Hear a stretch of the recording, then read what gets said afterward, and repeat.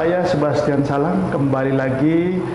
Nah, kali ini saya berbincang-bincang dengan tamu spesial saya adalah seorang perempuan hebat. Beliau adalah Mbak Hetifah Saifuddin. Mbak Hetifah adalah sebelumnya adalah seorang aktivis perempuan yang hebat, seorang peneliti, seorang akademisi, dan saat ini beliau adalah anggota DPR RI dan sekarang sudah 3 periode di DPR dan dipercayakan oleh Partai Golkar menjadi wakil pimpinan Komisi 10. Selain itu, teman-teman, Mbak Hetifah adalah seorang wakil ketua umum bidang Kesra di Partai Golkar. Nah, Mbak Hetifah, saya pengen tadi saya sudah perkenalkan sekian banyak prestasi gitu ya, Mbak Hetifah. Boleh dong cerita mulai dari Mbak Hetifah kecil sampai hari ini menjadi orang seperti sekarang ini, sehingga itu mungkin bisa menjadi inspirasi bagi perempuan Indonesia umumnya. Wow, saya sebetulnya berasal dari keluarga pegawai negeri. Oke. Ayah saya ya salah seorang pejabat di PU ya waktu itu. Oh. Nah, oleh sebab itu sangat berharap ya anaknya bisa melanjutkan kayaknya ya. Oh ya. Tetapi ketika saya selesai kuliah di ITB, saya kok tidak tertarik ya untuk menjadi pegawai negeri ya, tapi malah ingin bersama teman-teman membentuk satu organisasi yang kita sebut LSM kali ya, non-government organization. Lebih tepatnya lagi namanya AK3. Pusat Analisis Sosial. Karena apa? Karena waktu itu kami tuh merasa ini informasi dan data-data yang terkait dengan realita masyarakat ini masih kurang, gitu, yang bisa dipercaya ya, dan bisa dijadikan acuan untuk membuat kebijakan yang tepat. Karena waktu itu banyak sekali problem-problem masyarakat yang kami pelajari ya waktu di kuliah di jurusan planologi, itu kan soal tata kota dan wilayah, misalnya soal kesenjangan wilayah dan sebagainya. Ini membutuhkan satu research yang independen gitu. Oh gitu. Nah, jadi udah gitu dulu awalnya. Sebelum cerita soal riset, saya pengen tahu waktu kecil Mbak Hetifah ini pernah ngalami kesulitan hidup nggak sih? Atau lempeng-lempeng aja hidupnya? Ya justru itu, lempeng-lempeng banget ya, kayaknya dari mulai SD, SMP, SMA, sebagai anak Betawi ya, waktu itu anak di ibu kota negara, gitu. Sebetulnya tidak terlalu terpapar pada problem-problem di masyarakat, gitu. Tetapi ketika kuliah, waktu itu kebetulan di ITB ya, sebagai aktivis, ya kita akhirnya banyak sekali berusaha lah untuk bisa mendekatkan diri kepada realita di masyarakat. Nah, itu mungkin yang memotivasi saya ya untuk bisa menyelami lebih dalam. Tetapi ketika aktif di NGO atau LSM itu ada kekurangannya juga gitu. Jadi kita membuat riset-riset yang bagus, data-data yang akurat, yang terbarukan, tetapi belum tentu itu digunakan, gitu. Jadi untuk apa ya, gitu ya, kalau kita sekarang banyak bikin research, tetapi para policy maker tidak terlalu memanfaatkannya. Banyak riset-riset itu ya mungkin tertumpuk di atas meja ya.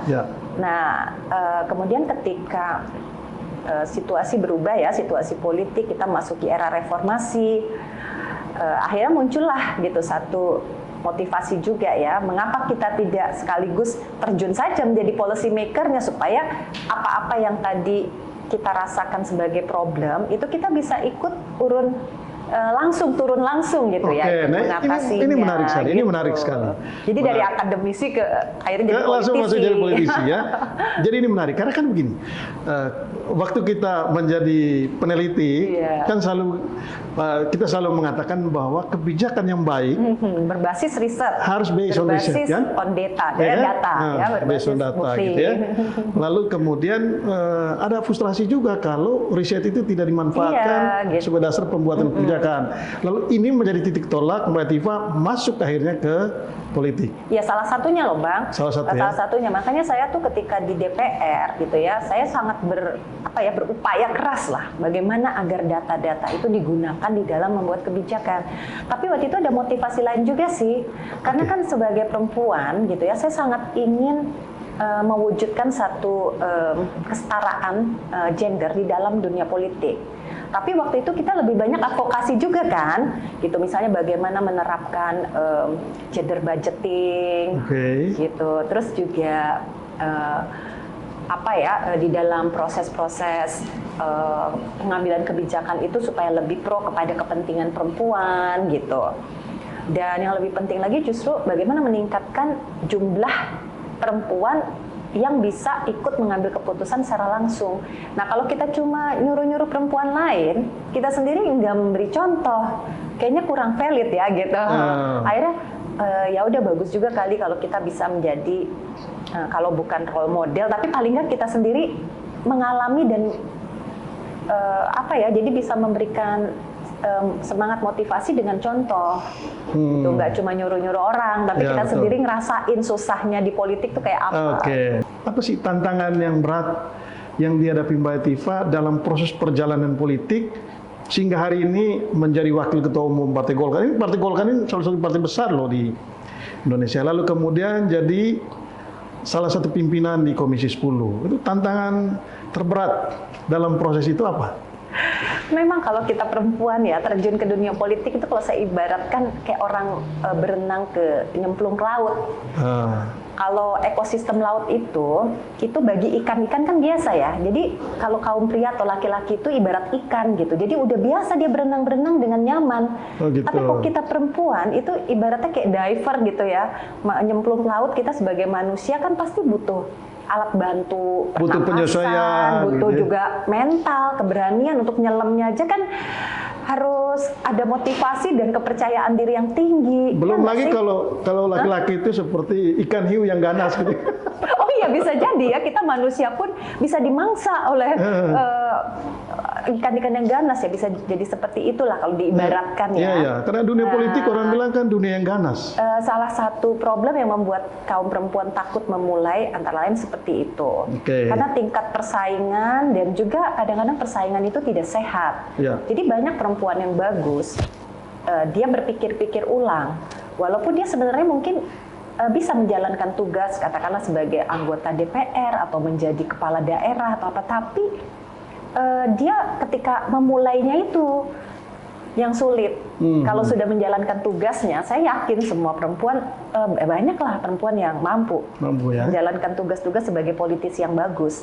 Tapi kan politisi yang bagus itu bukan cuma dia punya otak, punya hati, ya empati kepada masalah masyarakat, tapi juga harus punya nyali. Nah itu kadang-kadang kaum perempuan kekurangannya itu di situ.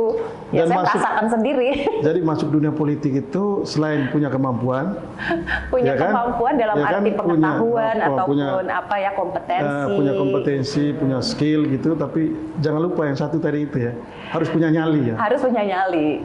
Jadi saya tuh tadi kan punya cita-cita ya, pertama yang menerapkan bagaimana kebijakan yang berbasis data itu, karena saya sebagai peneliti kan 20 tahun tuh di Angka 3. Saya pengen menerapkan itu. Terus saya juga pengen mendorong kesetaraan gender dalam politik.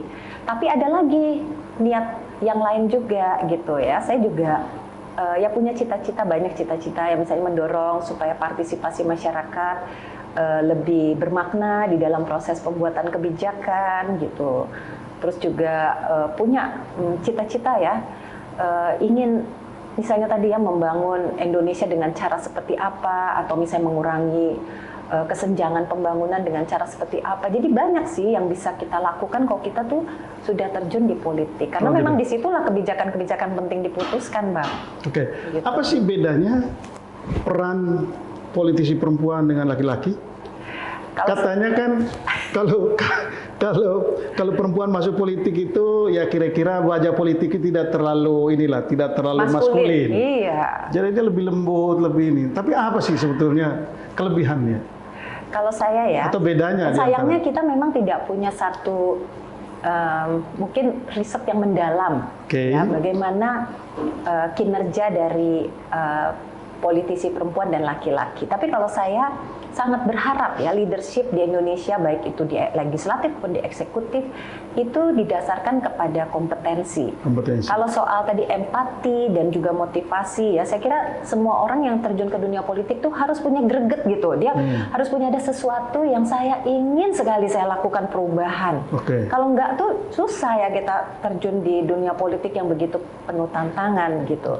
Nah, tetapi sebagai perempuan dan laki-laki, saya yakin pasti ada kekuatan dan kelemahannya masing-masing. Sesama perempuan pun punya latar belakang yang berbeda, pengalaman yang berbeda, kompetensi yang berbeda, dan kita bisa menyumbangkan banyak hal sih.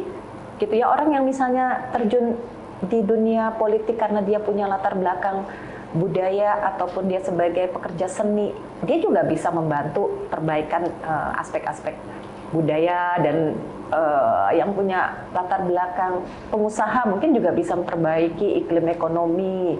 Jadi sangat luas sih yang bisa kita lakukan. Yang bisa kita lakukan, iya. ya. Jadi perempuan laki itu menurut saya apa ya, sama-sama punya potensi. Tapi memang terus terang nih, kalau dari pemahaman saya gitu ya, dari pengalaman saya, kayaknya perempuan emang lebih rajin. Oh, lebih rajin? Iya, rajin ikut rapat gitu kalau saya lihat ya. Terus lebih rajin turun ke dapil. Nah, memang gitu. dari riset yang kami lakukan, ya, waktu sebelumnya, sebelum saya, waktu saya menjadi peneliti, dari riset kami itu pertama, Mbak Etiva itu jadi salah satu perempuan yang cukup berpengaruh di DPR. Itu ya, hasil riset loh ya. Berlebihan itu. Enggak, itu hasil riset kita. Yang kedua, kami pernah membuat rapot loh, anggota DPR. Oh iya, ya dulu kan Bang Salang, waduh, ya kan? Berarti suka. Kita pernah membuat rapot. Dan dari rapot kita itu memang yang nilai cukup tinggi memang ada beberapa perempuan. Tidak semua juga, tidak semua perempuan. Nah, ya Mbak, tadi saya udah tanya ya perjalanan karir Mbak Etiva sejak kecil sampai sekarang menjadi tokoh. Nah, saya pengen tanya, problem perempuan ketika mereka terjun ke politik itu kan bagaimana membagi wilayah domestik atau urusan domestik dengan urusan publik ya.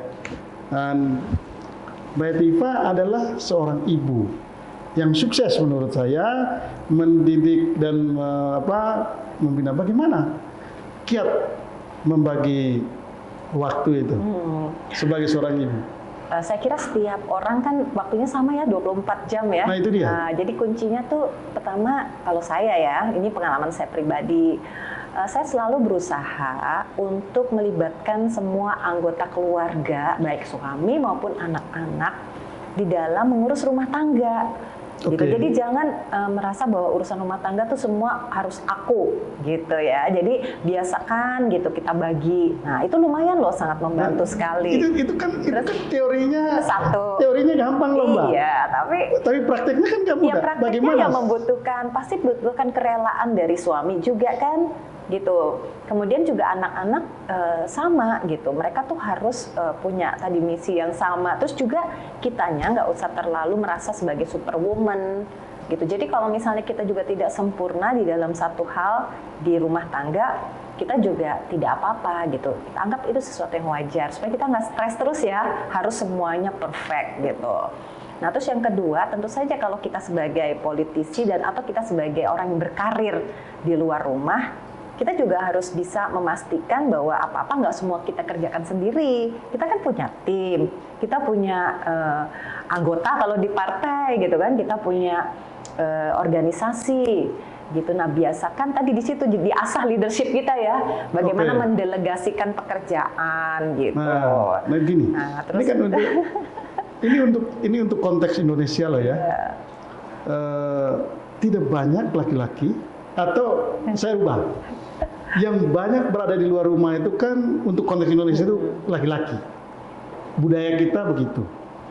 Lalu kemudian bagaimana ketika sebagai seorang ibu, sebagai seorang perempuan dengan posisi sekarang ini, dia lebih banyak waktu di luar rumah. Itu bagaimana bisa meyakinkan suami sehingga suami itu bisa menerima? Saya kira kan kalau di dalam rumah tangga ya, kita itu semuanya saling meyakinkan gitu. Suami juga kan harus meyakinkan kita. pilihannya dia. Kita juga seperti itu. Ya, Jadi ya, dari mulai awal, ya kan harus ada kerelaan, Oke. saling kerelaan. Pertanyaannya bagaimana itu bisa meyakinkan Nah, kalau- sampai suami menerima? Saya kira setiap anggota keluarga, termasuk anak, ya ketika kita tuh terjun ke politik, mereka sudah tahu bahwa waktu kita itu akan kita hibahkan sebagian besar untuk masyarakat. Karena kan politik pada esensinya seperti itu. Oke. Gitu, kita sebagai leader, gitu ya, kita itu bekerja untuk orang banyak sekarang. Jadi mereka tuh waktu saya dilantik pertama aja, saya baca di Facebook anak saya gitu ya, oke mama, mulai hari ini kita menyadari bahwa ya gitu kan, bahwa waktu itu udah bukan milik kami lagi gitu. Oke. Jadi itu penting, karena kalau misalnya tidak ada kerelaan keluarga, biasanya Iya, perempuan betul. di politik itu akan sangat kesulitan. Ya Iya, seperti betul. tadi kan, merasa bersalah misalnya gitu. Nah terus juga tetap walaupun kita sekarang sudah menjadi orang tua dari 4 anak dan juga menjadi politisi, tetap harus membagi-bagi. Ada me time, ada couple time saya sama suami, ada family time gitu, dan ada juga waktu yang untuk masyarakat. Jadi tetap ya harus balance Harus sih, balance, harus ya? balance. Wah, ini saya Bukan nggak tahu. berarti juga kita nggak pernah menikmati waktu untuk diri saya sendiri gitu ya. Mungkin lagi senang baca buku tertentu atau nonton film tertentu, atau kita ya terserah kita gitu maunya. Ini apa. berarti hebat ya. Saya boleh bilang ini Mbak Hetifah ini adalah seorang perempuan yang hebat, tapi suami Mbak Hetifah juga adalah pria yang mungkin dia lebih loh. hebat ya, Iya kan? karena dia tadi ya kan? Dia bisa menerima istrinya lebih banyak waktu berada di luar rumah untuk ngurusin kepentingan publik gitu ya, daripada ini luar biasa. Loh kan tadi kita bagi tugas, jadi Bagi tugas. hal-hal yang tadi terkait dengan rumah tangga tuh bukan berarti otoritas seorang perempuan saja, jadi kita juga harus merelakan bahwa suami kita di dalam urusan-urusan tertentu ternyata lebih berprestasi daripada kita, misalnya ketika mendidik anak pun seperti itu. Dan saya kira sekarang udah zamannya beda ya, jadi laki-laki juga sangat menikmati bisa mendidik anaknya, bisa ikut berkontribusi di dalam pekerjaan domestiknya, dan itu menurut saya kemajuan juga. Oh, jadi apa kuncinya pada saat memulai itu mesti ada dibangun kesepahaman ya? Iya dong. Kesepahaman Iya. antara suami istri, antara orang tua dengan anak. Ini Dan luar biasa. sekarang ya kalau cowok-cowok bisa masak itu malah tambah keren loh untuk Tambah cewek-cewek. keren, ya? Iya.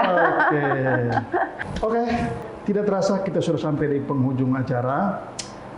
Mudah-mudahan obrolan kita ini bisa menjadi inspirasi bagi kita semua.